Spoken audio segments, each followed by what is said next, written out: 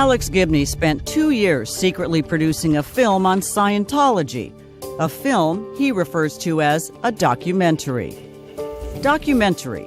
It's a word that conjures up images of legitimate investigation and fact-based reporting. But in Gibney's case, there is precious little evidence of either one. During those 2 years of production, Gibney entirely avoided direct interaction with the church, never once taking the time to contact the very subjects of his project.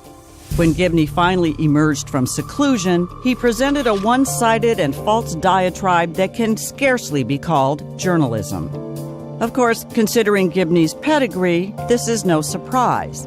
His father, Frank Gibney, maintained a public persona as a journalist, but according to a congressional report and the New York Times, Frank Gibney was part of a covert CIA operation to release propaganda through book publishing and the media.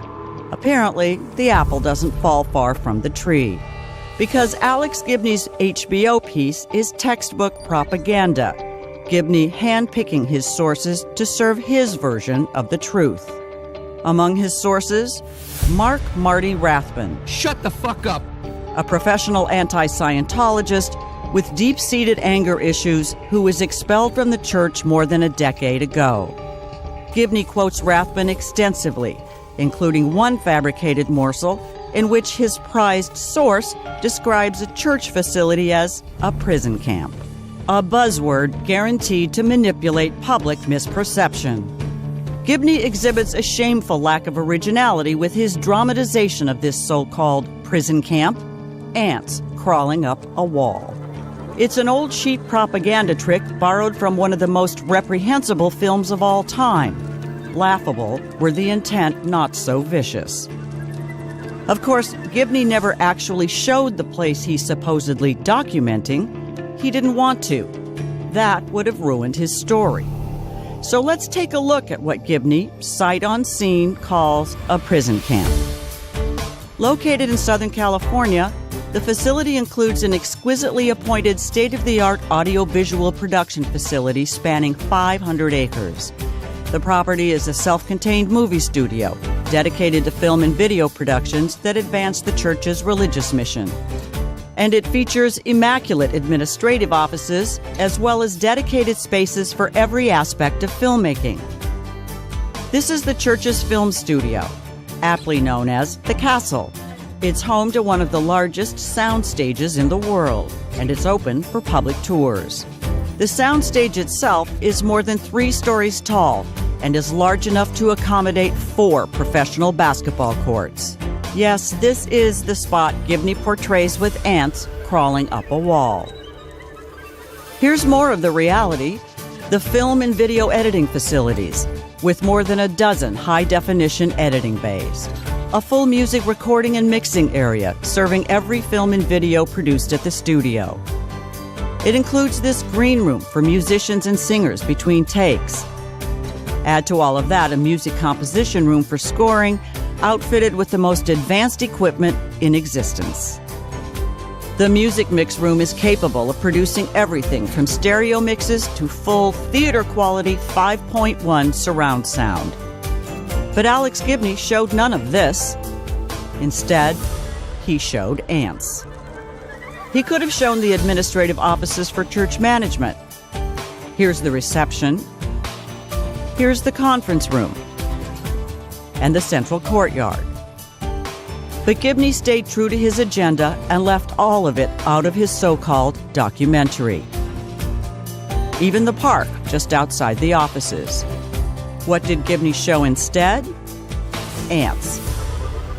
And while Gibney himself has said, "The thing I worry about most is getting it wrong," Gibney couldn't have gotten it more wrong. After all, this is also the place Gibney dismissed as a prison camp. Here are the staff's living quarters. These are the staff apartments, each building with its own 2-story lounge and library. And here are the apartments themselves. The housekeeping facilities include a central laundry that does the staff's washing, dry cleaning, and even irons their bed linen. While as for the rest of the amenities, here is the staff dining room, with a professional kitchen to accommodate hundreds at every meal. Instead of all this, Alex Gibney showed ants.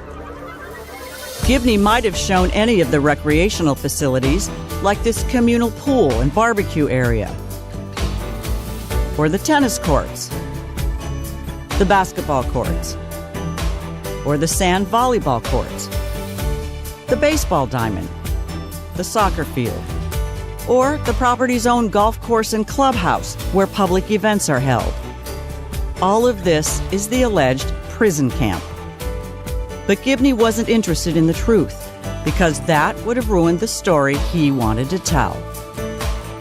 Gibney's deceit can be proven with just a click, because every bit of this footage is viewable on the church's website and has been for years. An actual documentarian would have shown the place he was documenting. A propagandist will show you this. And Gibney's star witness, the one who called it a prison camp, he used to live at the place. Here's where he lived after he was removed from the church. A far cry from the church's workers' paradise, a place he called a prison camp that's actually more like Club Med. Then again, this is a guy known to have a skewed view of reality, as evidenced by his frequent aggressive outbursts and the way he addresses his congregation. Shut the fuck up! But Alex Gibney can hide behind no such excuse. He's simply dishonest and carrying out a prejudicial agenda. Gibney was offered the opportunity to meet with church staff and parishioners on 14 separate occasions. In fact, Sheila Nevins, HBO's head of documentary programming, received the same repeated invitations, but both flatly refused. So there's really no other explanation for the fictitious narrative contrived by author Lawrence Wright, strung together by Alex Gibney and rubber-stamped by Sheila Nevins. All three determined to make sure that the truth never got in the way of their false propaganda. And so they give you ants.